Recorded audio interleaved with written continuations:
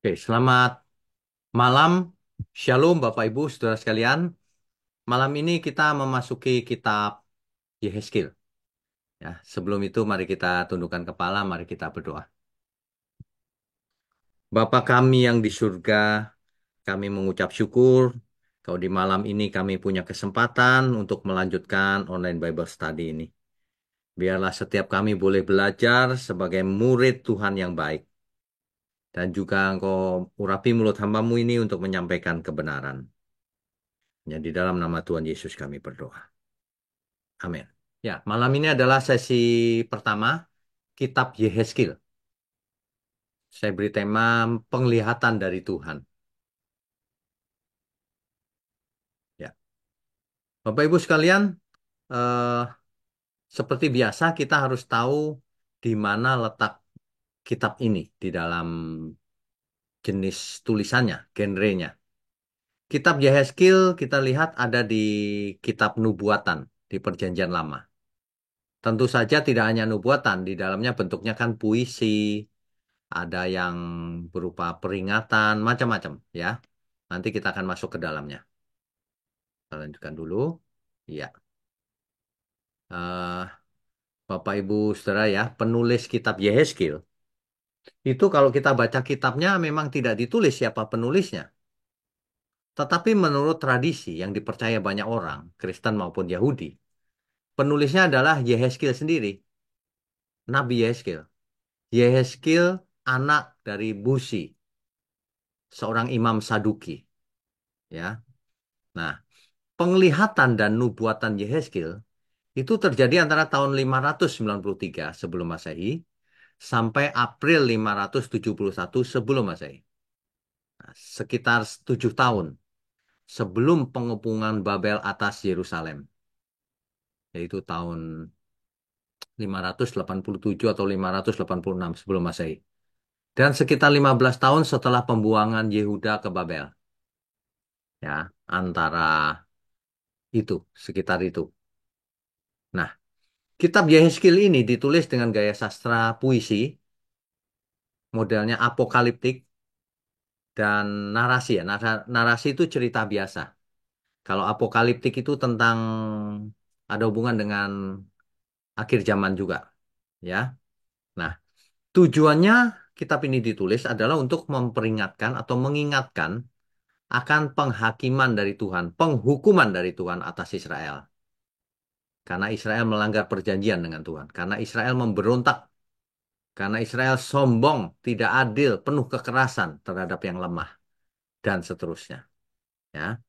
Juga ditulis untuk menuliskan penghukuman bagi bangsa-bangsa lain juga dan menubuatkan akan adanya keselamatan dari Tuhan, adanya harapan yang baru yang datang dari Tuhan, ya. Nah, lokasinya ada di Babel yaitu di pembuangan. Ditulis tahun 571 sebelum Masehi. Oke, kita lanjutkan dulu. Ya, ini Saudara. Jadi sebentar saya kasih warna dulu ya. Ya. Jadi sebenarnya Nabi Yeskil itu adalah versinya Yeremia, tapi yang lebih muda umurnya. Bedanya Yeremia melayani ketika umat masih di Yehuda. Yerusalem belum hancur, sampai hancur. Ya. Nah, kemudian sedangkan Yeskil melayani waktu ada di pembuangan, yaitu di Babel. Setelah kekalahan Raja Yoyakin. Bapak Ibu, Saudara kalau mengikuti sesi-sesi yang lalu, tentu tahu siapa Raja Yoyakin ini. Raja-raja Israel itu, dua dari yang terakhir itu Yoyakin. Ya. Nah, itu bisa dibaca di dua Raja-Raja, pasal 24 ayat 8 sampai 15. Perhatikan timelinenya ini. Di tahun ini kan kita sudah tahu Yeremia menjadi nabi kan. Di tahun ini Yosia terbunuh oleh tentara Mesir. Di tahun 605 sebelum Masehi, Daniel dibawa ke pembuangan. Daniel ikut dibuang, Bapak Ibu Saudara. Nanti kalau kita sampai kepada kitab Daniel, nah itu kan Daniel menghadap Raja Nebukadnezar tuh, itu adanya di Babel. Ya, harus tahu. Disinilah Yehezkiel mulai menjadi nabi tahun 593 sebelum Masehi. Masehi. Yehezkiel dijadikan nabi oleh Tuhan. Ya. Sedangkan tahun 586 sebelum Masehi, Yeremia berakhir. Yeremia ke Mesir, lalu tidak ada ceritanya lagi. Dibuang ke Mesir. Yehuda jatuh, Yerusalem hancur, saudara. Ya. Nah, nanti di kemudian hari kelompok yang pertama pulang. Bapak Ibu bisa bisa melihat ini bahwa Yehezkiel menjadi nabi di tahun ini, 593 sebelum Masehi. Perhatikan, Yehezkiel melayani ada Nabi Yeremia di zaman yang sama, cuma tempatnya beda, ya. Oke, kita lanjutkan lagi. Ya, ini timelinenya. Yeremia menjadi nabi bagi Yehuda ya, karena kerajaan utara kan sudah hancur, kerajaan Israel dengan ibu kotanya Samaria. Jadi Yeremia menjadi nabi bagi Yehuda tahunnya 627 sebelum Masehi. Nah, itu kan kemudian hari Daniel ditangkap, dibuang ke Babel. Yehezkiel ditangkap dan dibuang ke Babel. Di Babel lah Yehezkiel menjadi nabi, ditunjuk oleh Tuhan. Kemudian barulah Yerusalem hancur. Di dua raja-raja bisa dibaca. Dan di sini pelayanan Yehezkiel berakhir, saudara. Jadi dari sejak ada di Babel sampai tahun ini pelayanannya Nabi Yehezkiel. Nah, di kemudian hari Babel hancur oleh Kores 539 sebelum Masehi.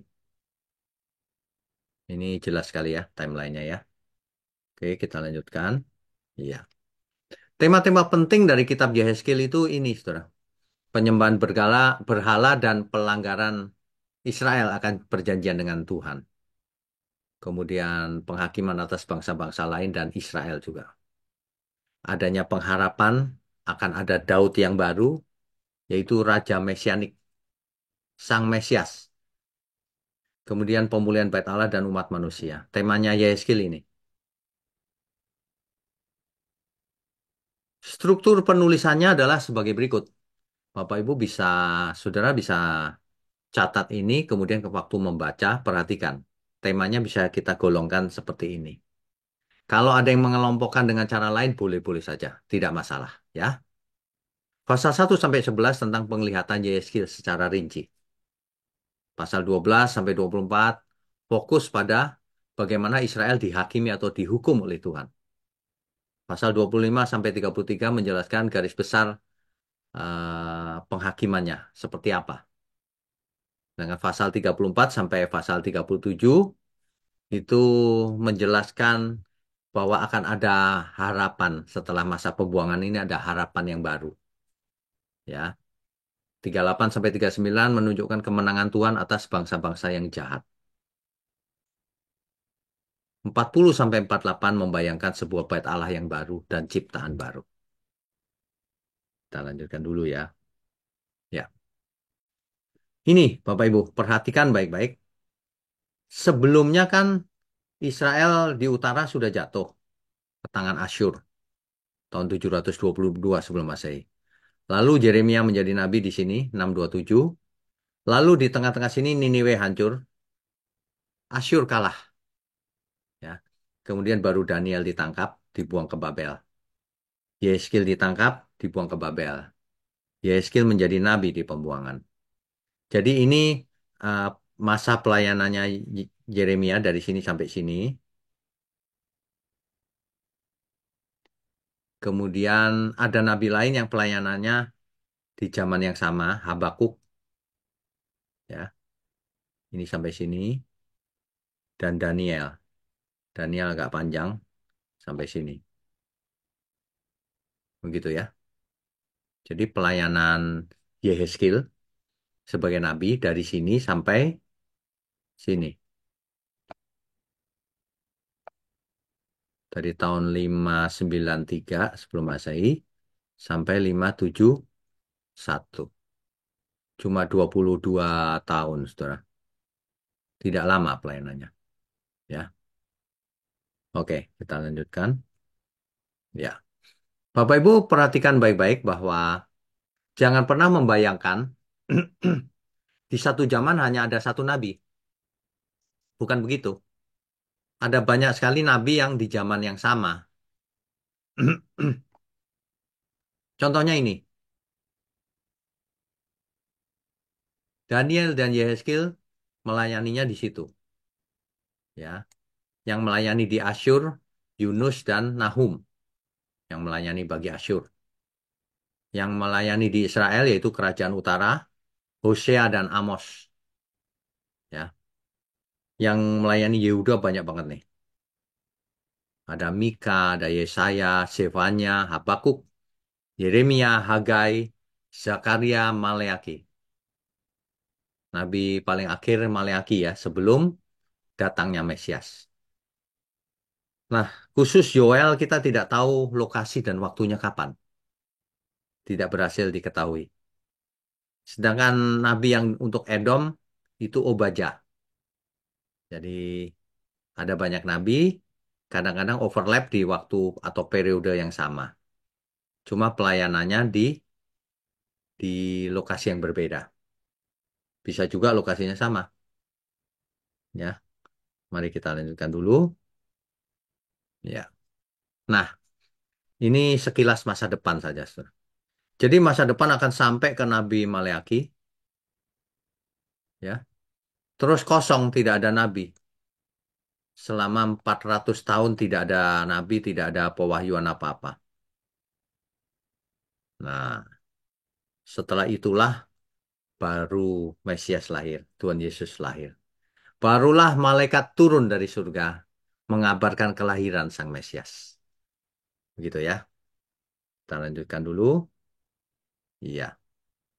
Nah, jadi begini, pada tahun 597 sebelum Masehi, sekelompok besar orang-orang Yahudi yang terpelajar dan tergolong elit dibawa ke pembuangan dari Yehuda ke Babel karena Yerusalem kalah, berhasil ditaklukkan. Di antara mereka ada seorang imam muda yang berusia 25 tahun bernama Yehezkiel. Inilah yang nanti menjadi nabi di pembuangan.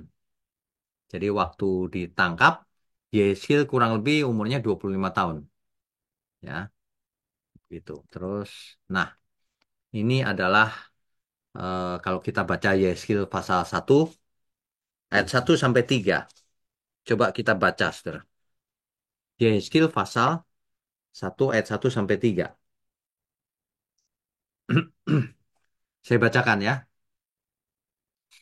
Pada tahun ke-30, dalam bulan yang keempat, pada tanggal 5 bulan itu, ketika aku bersama-sama dengan para buangan berada di tepi sungai Kebar. Rupanya, umat Yehuda ini dibawa ke pembuangan, ditaruh di tepinya sungai Kebar. Sungai Kebar ada di mana? Ini sungai Kebar dan seterusnya. Ya, ini Kebar nih. Nah, jadi orang-orang buangan ini ditaruhnya sebagai budak di tepi sungai Kebar. Kita lihat ini Babel, Babylon ya, Babel. Nah, di dekat Babel itu ada sungai Kebar. Begitu ya. Jadi kita harus tahu. Ayat 2. Pada tanggal 5 bulan itu, yaitu tahun kelima sesudah Raja Yoyakin dibuang. Nah, ini ada keterangan nih. Sesudah Raja Yoyakin dibuang.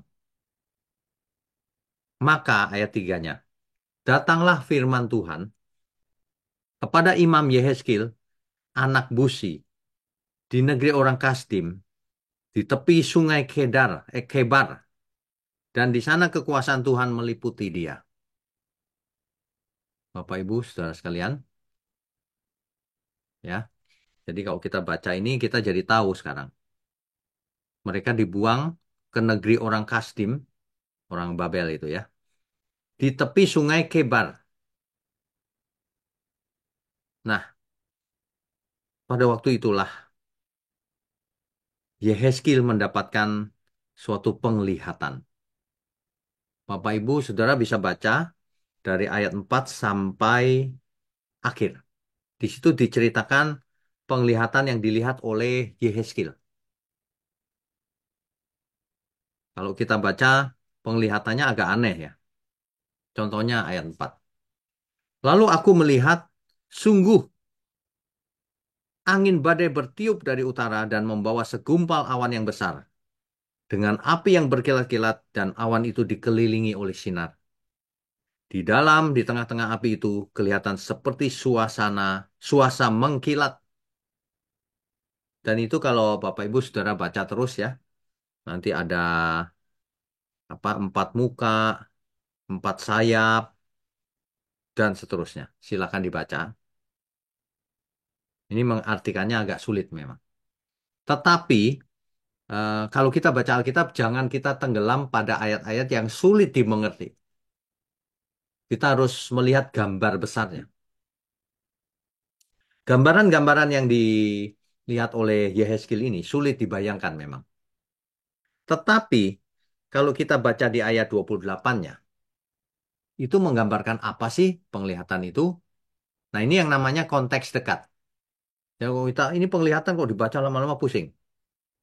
Nah, ini tentang apa? Perhatikan konteksnya. Konteks dekatnya bisa dilihat di ayat 28. Saya bacakan ya. Seperti busur pelangi yang terlihat pada musim hujan di awan-awan, demikianlah kelihatan sinar yang mengelilinginya. Begitulah kelihatan gambar kemuliaan Tuhan. Tatkala aku melihatnya, aku sembah sujud. Lalu kudengar suara Dia yang berfirman. Saudara, ingat ya, kalau kita belajar Alkitab, membaca, kalau ada yang panjang terus sulit dimengerti, orang bisa ngantuk tuh. Hati-hati. Nah, perhatikan baik-baik, ujungnya apa? Konteksnya. Ini sedang cerita apa ini, bayangan-bayangan ini, gitu. Luar biasa, ada kilat, ada badai, ada macam-macam. Ada rodanya, ada sayapnya, ada sinarnya, gitu. Rupanya tentang, begitulah kelihatan gambar kemuliaan Tuhan. Kemuliaan Tuhan itu luar biasa, maksudnya begitu. Ya, oke, kita lanjutkan dulu slide-nya tadi ya. Iya. Jadi kalau Israel ada di sini, saudara, kan dikalahkan Yerusalem, dibuang ke Babel. Di sini tempatnya. Sedangkan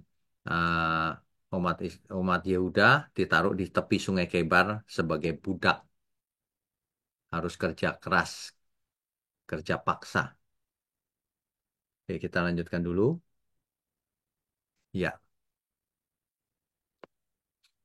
jadi Yehezkiel di ayat pasal pertama dan ayat 1 sampai 3 di situ dijelaskan setelah berada di pembuangan selama 5 tahun.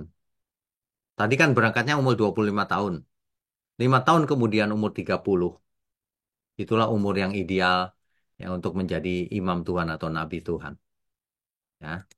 Nah, pada tanggal 31 Juli 593 sebelum Masehi, Tuhan berbicara kepadanya melalui suatu penglihatan. Disitulah Yehezkiel menjadi nabi secara resmi ditunjuk oleh Tuhan.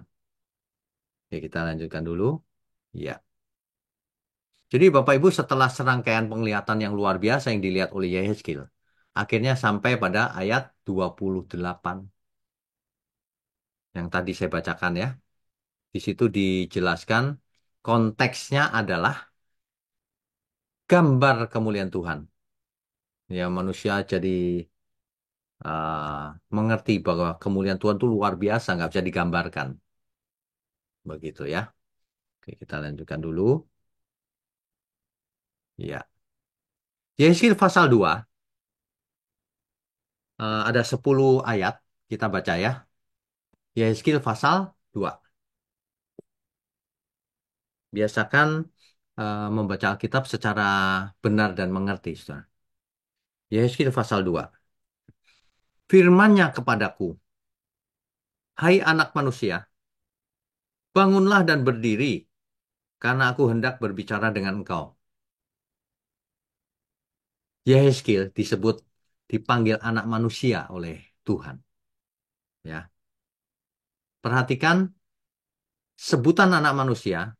Bisa berarti macam-macam, tergantung konteksnya. Ini bukti bahwa kita tidak bisa memakai satu istilah lalu memandang seluruh Alkitab artinya sama. Enggak, enggak begitu. Ya, jangan mengandalkan kamus atau apa. Anak manusia dalam konteks ini yang dimaksud adalah Nabi Yehezkiel. Dalam konteks lain, anak manusia menunjuk kepada Tuhan Yesus, Sang Mesias.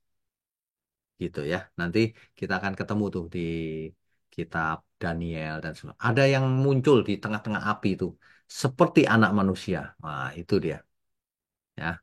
Nah, itu tentu saja bukan Yehezkiel. Di dalam api nggak apa-apa tapi gitu ya. Ayat 2. Sementara ia berbicara dengan aku, kembalilah rohku ke dalam aku. Rupanya penglihatan itu dilihat oleh Yehezkiel, rohnya keluar dari tubuh rupanya. Nah, kembalilah rohku ke dalam aku dan ditegakkannya lah aku.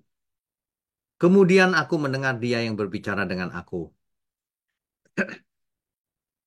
Firman-Nya kepadaku, hai anak manusia, aku mengutus engkau kepada orang Israel.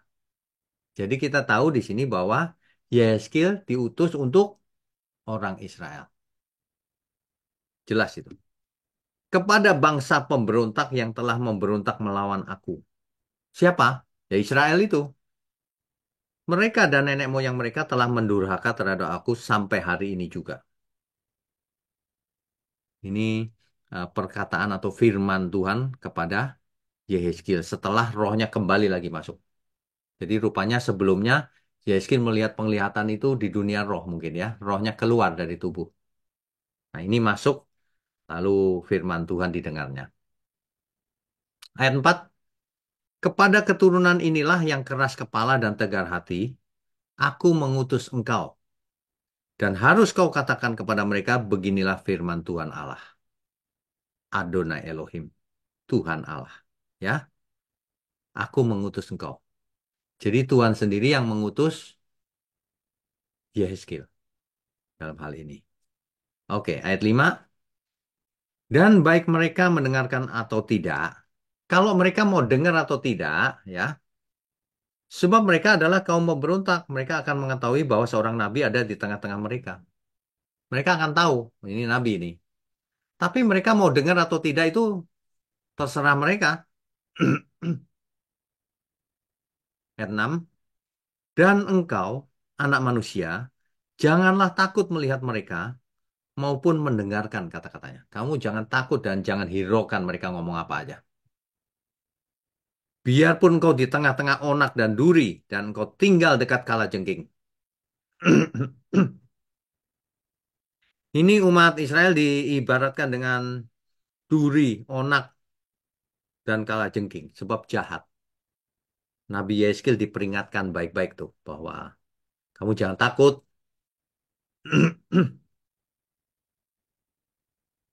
Janganlah takut mendengarkan kata-kata mereka dan janganlah gentar melihat mukanya. Sebab mereka adalah kaum pemberontak. Ayat 7. Sampaikanlah perkataan-perkataanku kepada mereka, baik mereka mau mendengarkan atau tidak, sebab mereka adalah pemberontak. Sampaikan ini perkataanku ini. Mereka mau dengar apa enggak penting. Terserah mereka. Gitu kira-kira. Tuhan sudah marah ini. Ayat 8. Dan engkau anak manusia, dengarlah apa yang kufirmankan kepadamu. Janganlah memberontak seperti kaum pemberontak ini. Yeskil diperingatkan oleh Tuhan. Jangan memberontak ya, seperti kaum pemberontak itu. Ngangakanlah mulutmu dan makanlah apa yang kuberikan kepadamu. Lalu Yeskil, aku melihat sesungguhnya ada tangan yang terulur kepadaku. Dan sungguh dipegangnya sebuah gulungan kitab. Lalu dibentangkannya di hadapanku gulungan kitab itu ditulisi timbal balik. Dan di sana tertulis nyanyian-nyanyian ratapan, keluh kesah dan rintihan. Rupanya ini tentang ratapan lagi, saudara. Yehezkiel, ya. Ini Yehezkiel melihat penglihatan lagi nih. Itu pasal 2, saudara. Kita lanjutkan saja pasal 3 langsung ya. Di pasal 3 ini, Firman-Nya kepadaku. Masih firman Tuhan kepada Yeskil. Masih lanjutannya ini. Hai anak manusia, makanlah apa yang kau lihat di sini. Makanlah gulungan kitab ini dan pergilah. Berbicaralah kepada kaum Israel. Tentu saja ini bukan secara fisik, saudara. Diberi kitab lalu dimakan kitabnya. Bukan. Ini penglihatan. Jadi ada kitab itu kan berisi ratapan rintihan kan. Yeskil disuruh makan, sampaikan ke Israel. Maksudnya pesan-pesannya. Begitu ya. Jangan, oh itu makan kitab bagaimana kertasnya dan jangan begitu. Ini bukan harafiah ya. Kita harus mengerti konteksnya. Perhatikan tuh ayat 2-nya. Pasal 3 ayat 2. Maka ku bukalah mulutku dan diberikannya gulungan kitab itu ku makan. Ini kan penglihatan loh, saudara ya, bukan fisik ya, benerannya ya. Lalu firman-Nya kepadaku, hai anak manusia, makanlah gulungan kitab yang kuberikan ini kepadamu dan isilah perutmu dengan itu. Lalu aku memakannya dan rasanya manis seperti madu dalam mulutku. Bisa juga kalau orang mau mengartikan ini harafiah, boleh saja. Namanya Tuhan yang memberikan secara ajaib bisa juga terjadi. Jadi Yehezkiel makan kok manis rasanya gitu. Jadi Bapak Ibu ada suatu teks ayat yang kalau dibaca bisa kemungkinan ini harafiah, bisa kemungkinan ini figuratif. Tapi dua-duanya nggak masalah. Yang mana saja yang nggak masalah. Karena itu tidak menentukan kebenarannya, hasil akhirnya maksudnya. Ya, jadi boleh aja tafsirnya beda begitu, tapi akhirnya sama. Nah, begitu. Ya, eh, ayat 4 firman-Nya kepadaku, hai anak manusia, mari pergilah dan temuilah kaum Israel dan sampaikanlah perkataan-perkataanku kepada mereka. Ini masih cerita Yehezkiel diutus terus, saudara. Sebab engkau tidak diutus kepada suatu bangsa yang berbahasa asing dan yang berat lidah, tetapi kepada kaum Israel. Nah, itu gitu, saudara. Bukan kepada banyak bangsa-bangsa yang berbahasa asing dan yang berat lidah, yang engkau tidak mengerti bahasanya. Sekiranya aku mengutus engkau kepada bangsa yang demikian, mereka akan mendengarkan engkau. Akan tetapi, kaum Israel tidak mau mendengarkan engkau. Sebab mereka tidak mau mendengarkan aku. Karena seluruh kaum Israel berkepala batu dan bertegar hati. Ini ya, ini kalau dibaca terus maka kita akan mengerti. Nanti Bapak Ibu Saudara baca ya, yang lengkap ya. Nah, sehingga hmm, pengertiannya bisa lengkap. Intinya adalah Yeskil diutus oleh Tuhan kepada bangsa Israel yang bangsa itu tidak mau dengar juga gitu. Coba kita baca yang ayat 16 ya. Sesudah 7 hari datanglah firman Tuhan kepadaku. Setelah 7 hari datang lagi firman Tuhan. Hai anak manusia, aku telah menetapkan engkau menjadi penjaga kaum Israel. Apa itu penjaga kaum Israel? Konteksnya jelas itu. Lanjutannya. Bila mana engkau mendengarkan sesuatu firman daripadaku, peringatkanlah mereka atas namaku. Jadi ayat 18 contohnya. Ini penting nih ayat 18. Kalau aku berfirman kepada orang jahat, firmannya gini, engkau pasti dihukum mati. Misalnya Tuhan bicara dengan orang jahat, engkau pasti dihukum mati, gitu ya. Dan engkau tidak memperingatkan dia, tapi Yeskil tidak memperingatkan dia, atau tidak berkata apa-apa untuk memperingatkan orang jahat itu dari hidupnya yang jahat supaya ia tetap hidup.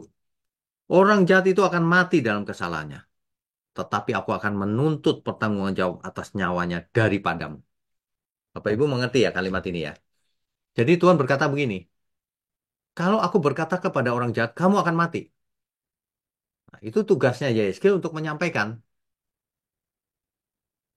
Meskipun orang jahat itu mau dengar atau tidak, itu tanggungan masing-masing. Tetapi tugas Yeskil adalah menyampaikan.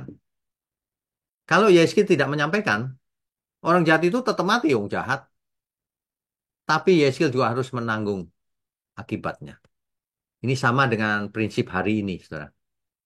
Kalau kita mengerti kebenaran, kalau kita tahu yang baik, tapi kita tidak mau lakukan, maka kita berdosa. Kan gitu. Kalau kita tahu yang baik tapi kita tidak lakukan, maka kita berdosa. Kalau kita tahu ada orang yang bersalah, tetapi kita tidak mau mengingatkan, maka kita pun bersalah di hadapan Tuhan. Kecuali kita mengingatkan tapi tidak dihiraukan. Ya, sudah bukan salah kita. Yang penting kita sudah lakukan bagian kita. Itu yang mau disampaikan ayat ini. Dalam kasus Yehezkiel. Ya. Ayat 19 kan jelas tuh. Tetapi jikalau engkau memperingatkan orang jahat itu, dan ia tidak berbalik dari kejahatannya, dan dari hidupnya yang jahat, ia akan mati dalam kesalahannya. Tetapi engkau telah menyelamatkan nyawamu. Tapi kamu benar. Nah, makanya hari ini, Bapak Ibu jangan merasa benar. Kalau mendengar online Bible study ini atau khotbah yang benar, segera bagikan ke banyak orang. Jangan malas. Ya, segera punya beban dalam hati. Aku harus membagikan ini ke saudara-saudaraku. Biar mereka pun mengerti kebenaran. Biar bukan aku sendiri yang mengerti. Nah itu. Tapi kalau kita nggak menyampaikan, kita berdosa di hadapan Tuhan. Yang diberi banyak, dituntut banyak. Jadi kalau Bapak Ibu sudah tahu kebenaran, khotbah yang ini bagus nih. Bagikan. Kalau nggak dibagikan itu artinya berdosa. Ibarat tahu sesuatu yang baik, tapi nggak mau bagi ke orang lain. Egois. Waduh, nggak selamat orang itu. Ya, makanya belajar perjanjian lama itu hikmatnya tetap berlaku sampai sekarang. Gitu. Yeremia aja, eh, Yehezkiel saja bisa nggak selamat kalau nggak menyampaikan pesan Tuhan. Gitu, ya. Banyak orang malah berani menyampaikan pesannya sendiri. Pesan Tuhan dirubah-rubah, pasti nggak selamat orang seperti itu. Nah, Bapak Ibu bisa baca terus pasal 3 ini. Tapi intinya itu. Ya. Nah, jadi kalau kita belajar online Bible study ini, itu bukan hanya belajar per kitab, tetapi secara tidak langsung belajar hermeneutik, belajar me- mencari intisari dari suatu kitab, belajar konteks dekat, konteks jauh. Sebenarnya belajar sistematika teologi kalau dalam kuliah teologi. Bapak Ibu, Saudara tidak merasa saya ajarin sistematika teologi. Ya, oke kita lanjutkan ya. Ya, ya. Ini tadi sudah kita baca. Yeskil pasal 3. Nanti silakan dibaca. Eh, oke. Jadi, jadi begitu, Bapak Ibu Saudara. Mulai sekarang ya, kalau kita membaca kitab apapun di Perjanjian Lama, kita harus mengerti gambar besarnya. Ibarat orang masuk ke hutan harus tahu gambar besar hutan itu sebelah utara ada apa, kiri ada apa, kanan ada apa. Nah, sama ini. Di kasusnya zaman Yeskil. Yeskil sedang ada di pembuangan, yaitu di Babel. Sedang ada di tepi sungai Kebar, ya, negeri orang Kasdim. Disitulah Yeskil mendapatkan penglihatan dari Tuhan. Dan dari situlah Yeskil diangkat nabi oleh Tuhan untuk menyampaikan pesan Tuhan. Kalau Yeskil menyampaikan, maka ia tidak bersalah. Tapi kalau tidak disampaikan, maka yang umatnya binasa, Yeskil pun menanggung akibatnya. Hari ini kita juga begitu. Kalau kita mengerti kebenaran Injil, kalau kita mengerti Alkitab dengan benar, kalau kita menemukan sesuatu yang baik, kalau kita mendengar khotbah ini bagus, yang jelek jangan dibagikan sama sekali. Yang bagus harus dibagikan. Kita harus punya beban seperti Bapa kita di surga, seperti Tuhan Yesus, supaya semua orang diberkati, supaya semua orang berbahagia di dalam Tuhan. Itu ya. Nah, saya cuma mau ingatkan, di dalam perjanjian baru diingatkan, karena Kristus mati supaya kita tidak hidup untuk diri sendiri, tetapi hidup untuk bagi Dia. yang telah mati untuk kita. Bagi Tuhan. Bagi Tuhan itu artinya juga bagi sesama. Sebab hukum yang terutama adalah kasih Tuhan Allahmu dan kasihlah sesamamu. Gitu. Jadi nggak bisa dipisah-pisah itu. Ya, begitu Bapak Ibu Saudara. Mari kita lanjutkan dengan diskusi dan tanya jawab. Saya buka dulu mic-nya ya. Silakan raise hand kalau ada yang mau, tapi jangan jauh-jauh pertanyaannya. Sekitar ini dulu. Ini baru pengantarnya. Nah, Bu Mariana, silakan. Ya Pak, Pak kan tadi 400 tahun itu tidak ada nabi ya Pak ya? Setelah Maleakhi.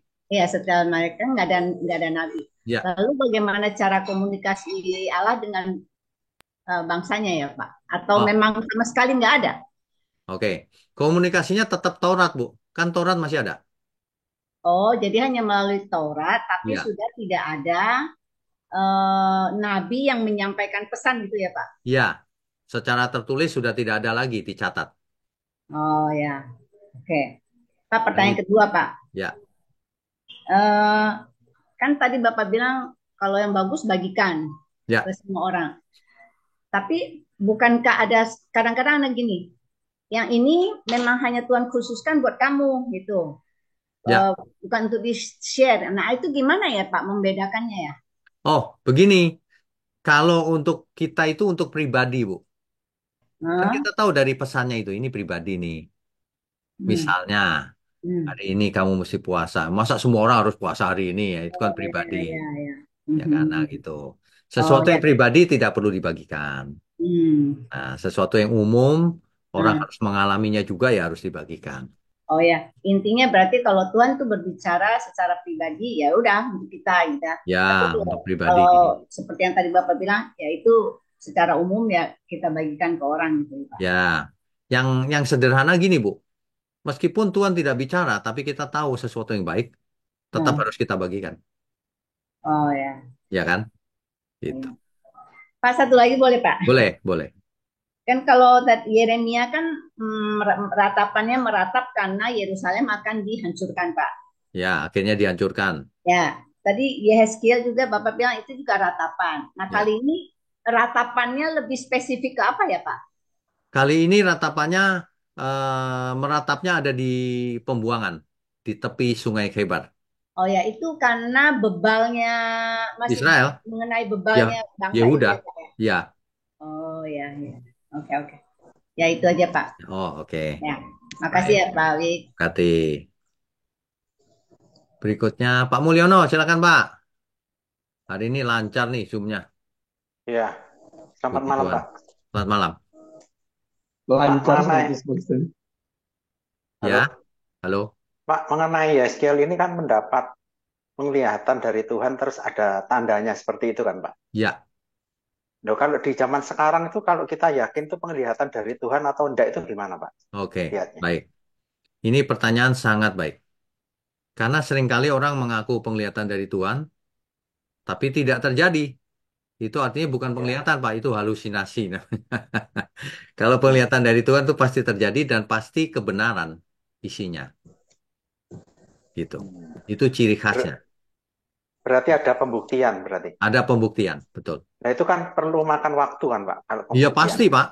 Nah benar Pasti. enggaknya saat itu nggak tahu Pak berarti. Betul. Untuk orang yang tidak peka tidak tahu. Tapi untuk orang yang peka tahu, Pak. Hmm. Sekarang saya kasih contoh sederhana saja ya, Pak. Bukan soal penglihatan nih, soal vaksin katanya chip ada hubungan dengan antikris 666. Bagaimana buktinya tahu tidak? Hmm. Ya kan? Kan butuh Iya, waktu kan? iya, iya, iya. Sebab kita tahu persis itu salah, itu bohong itu. Tapi orang yang tidak mengerti kan masa sih bohong? Nah, butuh waktu kan? Nah, sekarang sudah lewat berapa lama? Emangnya kita jadi antikris? Nanti ngelesnya gini lagi, oh belum 10 tahun lagi gitu. Nah, kan orang licik tuh begitu. Bukan orientasinya Hmm. kebenaran, orientasinya itu ngawur-ngawur gitu. Ya. Iya, iya, iya. Nanti di Jadi, bulan April ada seminar 7 natur kebenaran itu lebih jelas lagi, Pak. iya, Kalau iya. Itu kan Bapak, juga pernah dibahas tempo hari ya, kan. nanti Iya, iya. contoh-contohnya lebih banyak. Iya, iya. Soalnya kan kita di zaman sekarang ini juga sulit membedakan bahwa kalau pengkhotbah itu benar atau enggaknya kan kalau dia menubuatkan sesuatu kan kita nggak tahu gitu Pak, benar enggak. Gampang, Pak. Kalau dia menubuatkan apa? Oh, tahun depan kamu dapat jodoh. Ternyata enggak. Oh, berarti dia nabi palsu. Simpel kan? Tidak sesuai fakta. KKR bilang sembuh. Ternyata enggak sembuh. Itu nabi palsu namanya. Tapi kalau ada yang sembuh kita bisa meyakini dia benar Pak. Belum tentu. Karena setan bisa Hmm. menyembuhkan. Tapi kalau tidak sembuh, udah pasti nabi palsu. Nah, itu natur kebenaran yang pertama itu memang tidak cukup hanya fakta. Harus dites berikutnya lagi. Nah, gitu Pak Ya, ceritanya. ya. Ya oke, itu aja Pak. Ya, Oke, makasih Pak. memberkati. Ya, berikutnya salah klik saya Pak Mulyono. Videonya jadi hilang. Oke. Berikutnya Ibu Meme. Shalom Pak Wino, selamat Shalom. malam. Ya, silakan. Ya, Pak mau tanya ini Pak tentang IHSG1 itu Pak. Agak agak keras dikit ya, Bu. Oh iya ya Pak ya, maaf ya. Ya, Ini Pak tentang dalam IHSG1 ayat 1 itu Pak. ya. Ah, ah. Ini kan pada tahun ke-30 dalam bulan yang keempat pada tanggal 5 bulan itu penjelasannya mengarahkan pada usia Yeskiel ya Pak dan menambahkan bahwa 30 tahun adalah usia di mana seorang imam yang akan masuk dalam pelayanan Tuhan ya Pak ya. Ini yang dimaksud tahun ke-30 ini bukan usianya Yeskil, bukan. Oh ya. Bukan. Ini bulan keempat dan seterusnya ini adalah penanggalan hari itu. Oh, Tanggal hari itu. Ya. ya Pak. Yang Saya ayat ingat 2-nya pada tanggal 5 bulan itu. Itu tahun kelima. Nah, kalau tahun kelima sesudah Raja Yoyakin dibuang itu jelas. Sejak Raja Yoyakin dibuang, dihitung tahunnya tahun kelima gitu. saya ingat ada kaitannya dengan usia Yeskiel Pak. Enggak, usia Yeskil. Ini pada tahun ke-30. Ya, Ketika aku bersama-sama dengan para buangan berada. Oh iya, ini usianya Yeskil, betul. ya Ini Pak usianya ya. Yeskil bisa juga. Ya, betul, betul, Bu Meme. Ya ya. Oke, Ya, ya. Pak. Terus, apa lagi? Terus Pak, dalam Yakion satu ini ya toh, Pak, eh, seperti apakah seharusnya penglihatan kita tentang Allah ya Pak ya? Ya, terus. Bagaimana mau menjelaskan, maksud saya seperti apakah seharusnya penglihatan kita tentang Allah gitu ya Pak? Oh, oke, baik. Ini Ya. penglihatan ini kan spesifik terhadap Nabi Yeskil. Mm-mm. Nabi yang lain penglihatannya nggak begini, beda lagi. Nah, kita di zaman sekarang jangan mengharapkan penglihatan begitu. Kita bahkan kadang-kadang tidak melihat apa-apa. Karena Tuhan Yesus berkata begini, alangkah berbahagialah orang yang tidak melihat, tetapi percaya. Nah, gitu. Melihat nggak percaya juga percuma. Israel dulu melihat kan mujizat macam-macam, tapi nggak percaya tetap binasa. Gitu, Bu Meme. Dan pada zaman sekarang Pak, dan apakah Allah masih memberikan penglihatan pada zaman kita ini ya Pak ya? Ya bisa saja, kenapa Bisa tidak? saja ya. Kan masih Allah yang sama. Cuman bedanya kalau Allah memberi kita penglihatan, mungkin sudah nggak gitu sayap-sayap dan sebagainya. Oh, kita hidup di zaman sekarang sesuai dengan apa yang kita mengerti. Hmm. Dan penglihatan itu bisa berupa mimpi loh, Bu. Oh. Di Alkitab, mimpi bisa. Itu disebut penglihatan juga. Ya, Satu lagi boleh ya Pak ya? boleh, silakan. Seperti yang Bapak bilang kan, kita kan boleh sharing kebenaran yang Ya, Bapak sharing karena untuk tentu lah Bapak sharing kepada saya sharing kepada kawan. ya.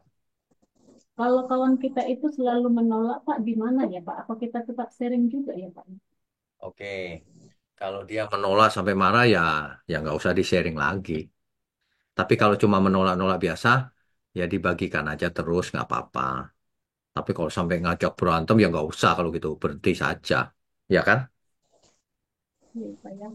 Kalau nggak Apalagi kirimin saja yang pengantar tidur malam kan kalem itu. Nah, kalau itu aja marah ya agak aneh berarti orangnya. Wong mendengar kalem kok marah. iya Pak, kadang-kadang kita dibilangnya suka juga.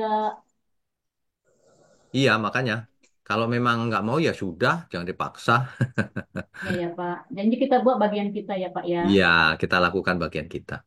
Iya Pak. Ya, makasih ya Pak ya. Oke, Terima Tuhan kasih. berkati. Shalom. Pak Payaman, silakan Pak. Shalom, selamat Pak. Shalom. Selamat malam.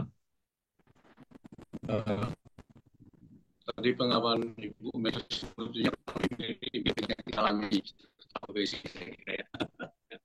Ya, bagaimana Pak? Tadi, namanya tadi dari pola ya macam-macam. Tapi Eh, kira Sebentar Pak, putus-putus Pak. Maaf, putus-putus.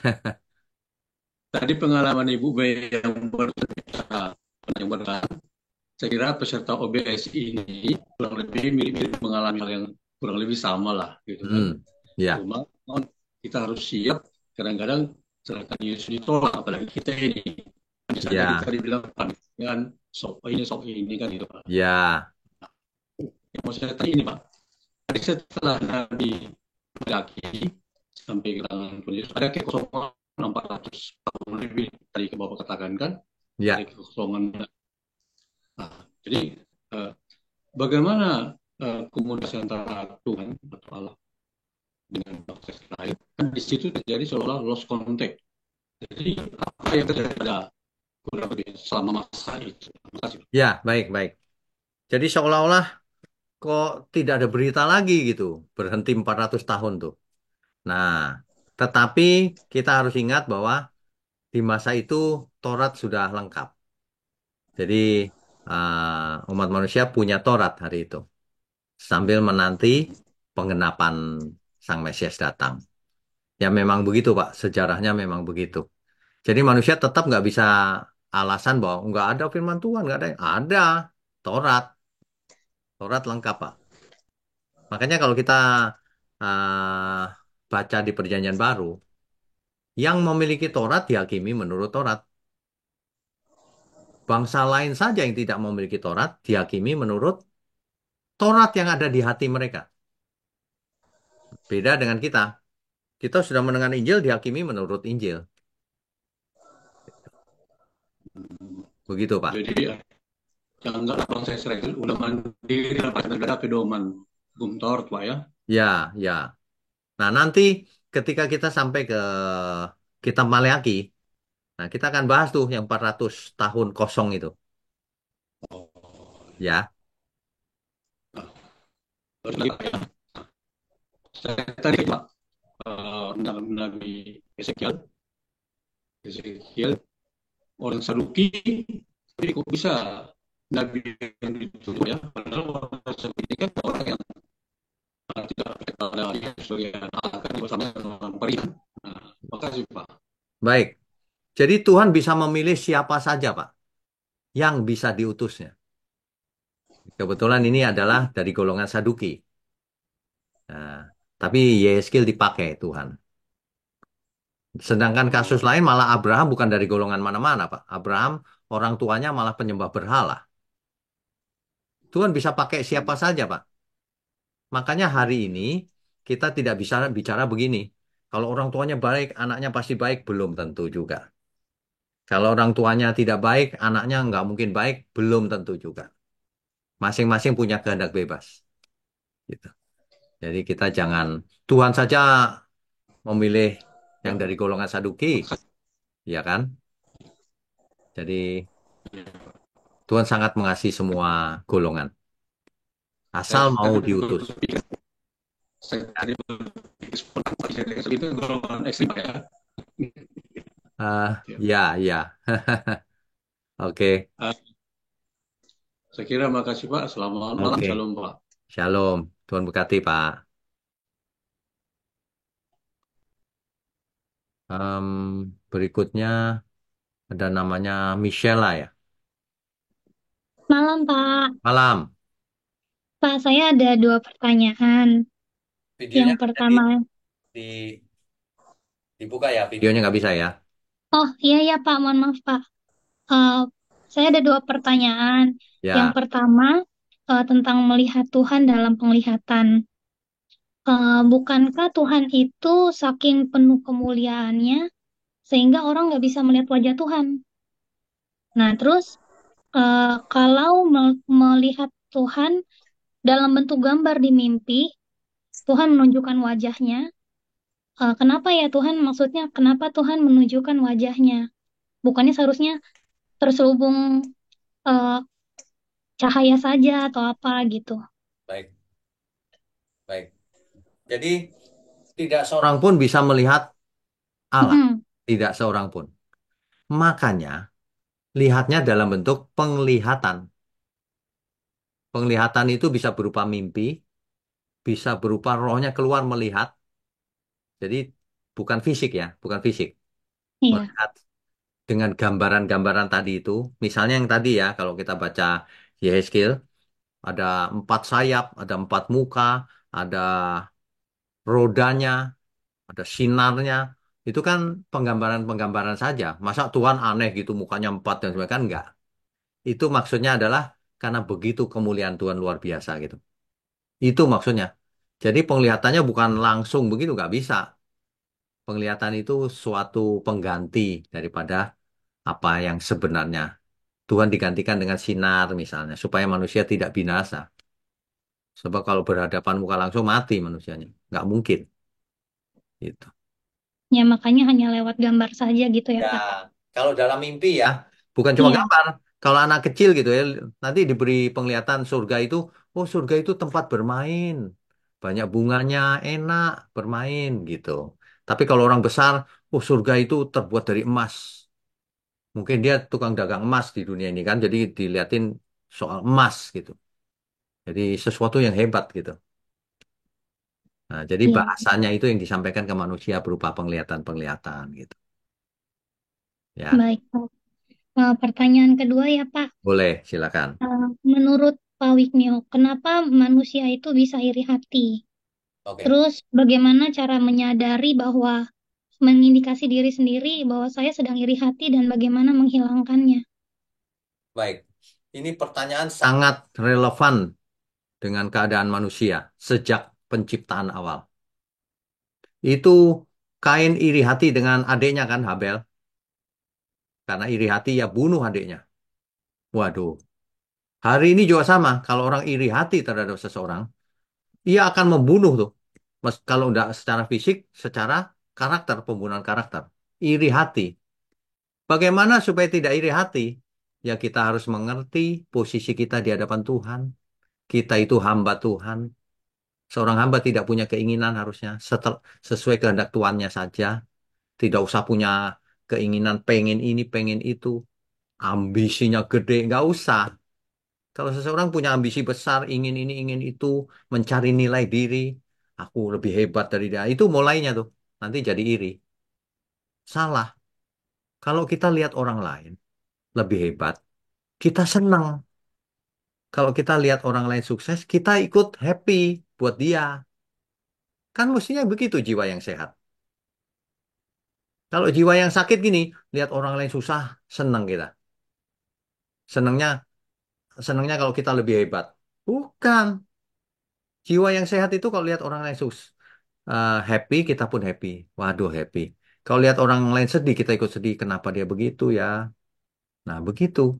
Jadi iri hati itu bukan diturunkan atau genetik, bukan. Iri hati itu lahir dari pikiran dan perasaan. Mau nggak merendahkan diri di hadapan Tuhan? Mau belajar dari murid Tuhan? Mau nggak mengosongkan dirinya? Jangan ada keinginan, jangan ada ambisi menjadi besar, menjadi nomor satu, siapapun disingkirkan, wah bahaya itu. Bahaya itu. Pembunuhan terjadinya karena iri hati. Begitu, Michela? Iya baik, jadi kuncinya merendahkan diri Ya, di hadapan jangan Tuhan ya Pak. jangan punya nilai diri. Jangan pula Oh, saya diri. hebat ya. Enggak, udah aku biasa aja kok. Bahkan ketika kita juara satu pun, ya juara satu ya gitu-gitu aja kok. Gitu loh. Jadi jangan punya, wah aku hebat nih, wah itu salah itu cara berpikirnya. Makanya Alkitab berkata begini, Roma 12 ayat 1 dan 2. Berubahlah menurut pembaharuan budimu. Jangan seperti orang dunia. Nah, gitu. Akal budinya mesti dirubah. mindsetnya. Iya. Kalau sudah terlanjur, gimana, Pak? Kalau sudah terlanjur, sulit. Apalagi sudah tua, sulit. Apalagi sudah kaya, apalagi sudah berkuasa, nggak bisa dinasihati. Sulit. Nanti caranya ya Tuhan yang tegur sendiri. Entah buat dia sakit atau kecelakaan atau stroke atau apa, nanti baru nangis-nangis. Biasanya begitu yang terjadi. Nah, kita sebelum diajar Tuhan ya kita bertobat lah. Apa sih hebatnya kita ini? Gak ada. Lagi pula sehebat-hebatnya cuma sebentar hidupnya. Gitu, Michelle. Ya, Pak. Ya. Baik. Terima Hmm. kasih, Pak Wisnil. Oke, Tuhan berkati. Kamu di kota mana ya, Michelle? Jakarta. Di Jakarta ya. Ke gereja mana itu? Gak pernah kepik ya? Datang. Datang ya? Kemarin, iya, Kemarin? kemarin lihat Bapak. Oh, nanti kalau pas kepik itu ya kasih tahu saya ya. Saya Michelle gitu. Siapa? Ya, Nanti hari oke. Minggu ya. Ya, Minggu. Oke, Tuhan berkati Terima ya. kasih, Pak. Yo. Nah, yang terakhir, Pak Kris terakhir nih. Yo, Pak Kris, silakan.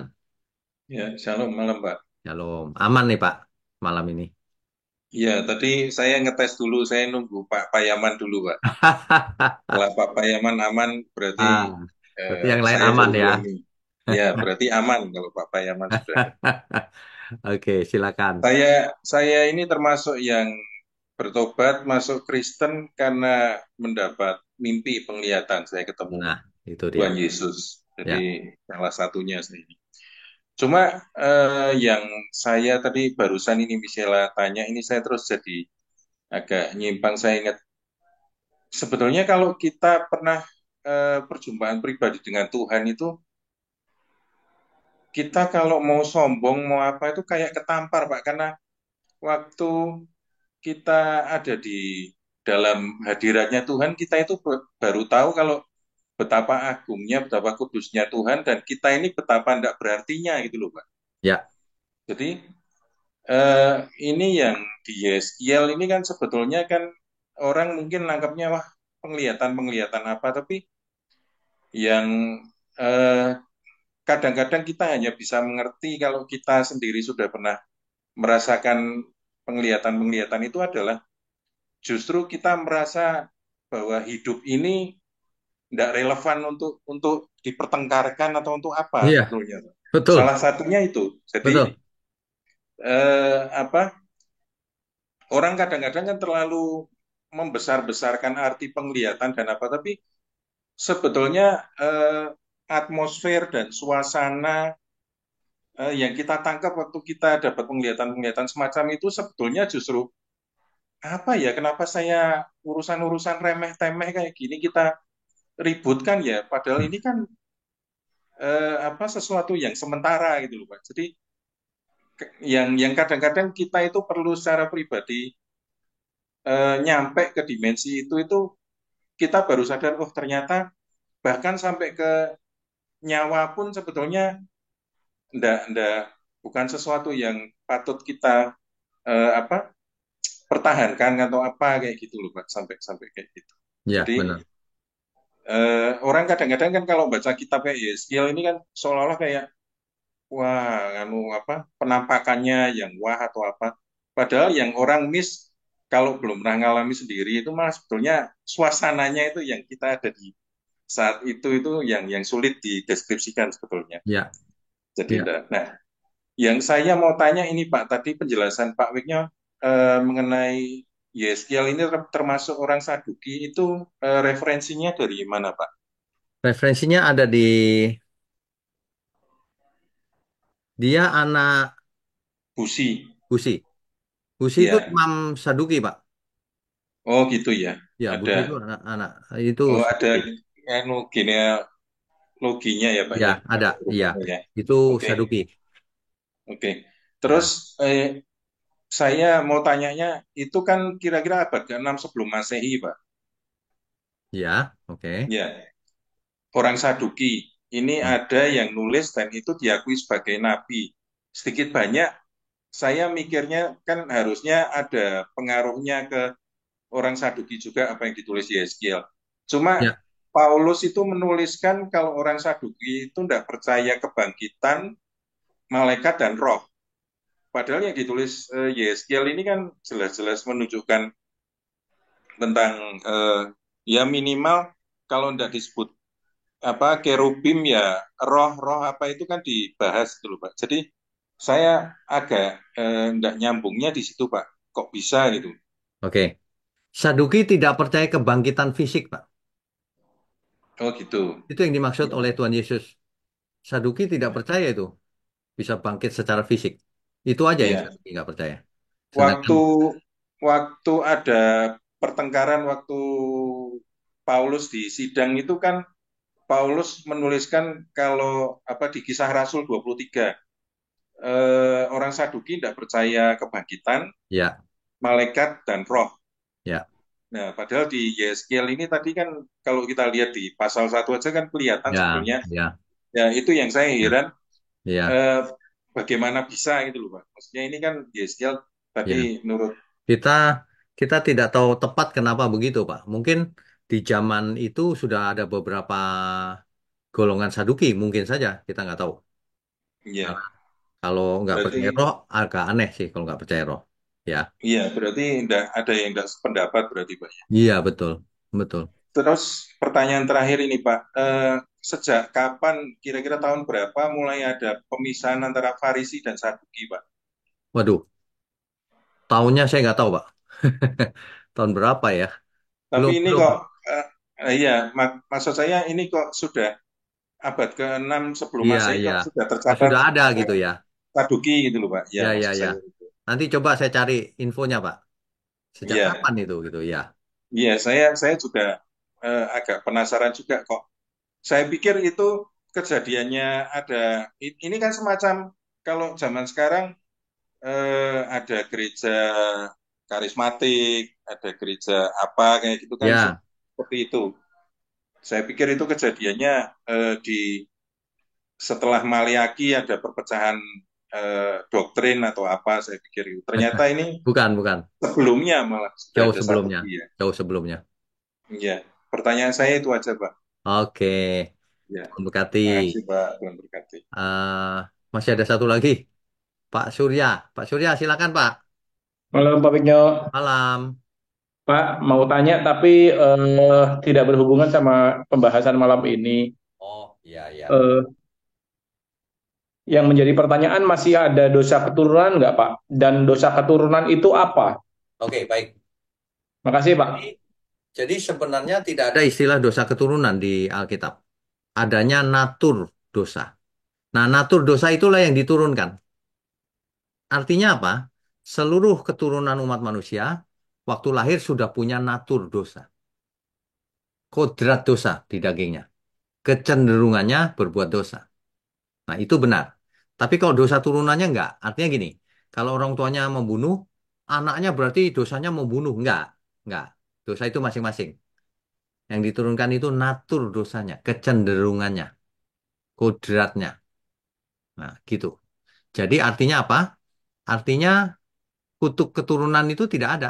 Apalagi sejak zamannya Tuhan Yesus. Tetapi kutuk keturunan itu ada kalau manusianya mengadakan perjanjian dengan iblis. Kalau punya perjanjian dengan iblis, tentu saja terkutuk. Tentu saja anaknya terimbas kena kutuknya. Kecuali anaknya bertobat, langsung kutuknya patah lagi. Gitu. Jadi intinya cuma sederhana sih. Kalau manusia bertobat ikut Tuhan ya nggak ada kutuk. Nggak usah okultisme deh. Orang baik-baik saja, tapi tidak mengasihi Tuhan, Alkitab mencatat terkutuk. Orang yang tidak mengasihi Tuhan, dia terkutuk. Udah, simpel aja. Meskipun kelihatannya sehat, kelihatannya nggak ada kutuk, tapi dia sebenarnya hidup dalam kutuk. Karena ditolak Tuhan. Begitu, Pak Surya. Ya, oke. Tuhan berkati. Baik, malam ini selesai ya. Semuanya lancar. Bapak Ibu, sebelum kita sudahi, kita berdoa dulu yuk. Mari kita berdoa. Bapa di surga, kami mengucap syukur kalau online Bible study pada malam ini boleh kami selesaikan dengan baik. Kami percaya semua juga karena berkat Tuhan. Biarlah semua ini boleh kami alami sampai kami menutup mata bahkan selama-lamanya. Terima kasih untuk tangan-tangan yang mendukung pekerjaanmu. Terima kasih untuk gerejamu. Terima kasih untuk umat Tuhan dimanapun berada. Kami mengucap syukur menjadi keluarga Allah di bumi. Terima kasih Tuhan, hanya dalam nama Tuhan Yesus kami berdoa dan mengucap syukur. Amin. Amin.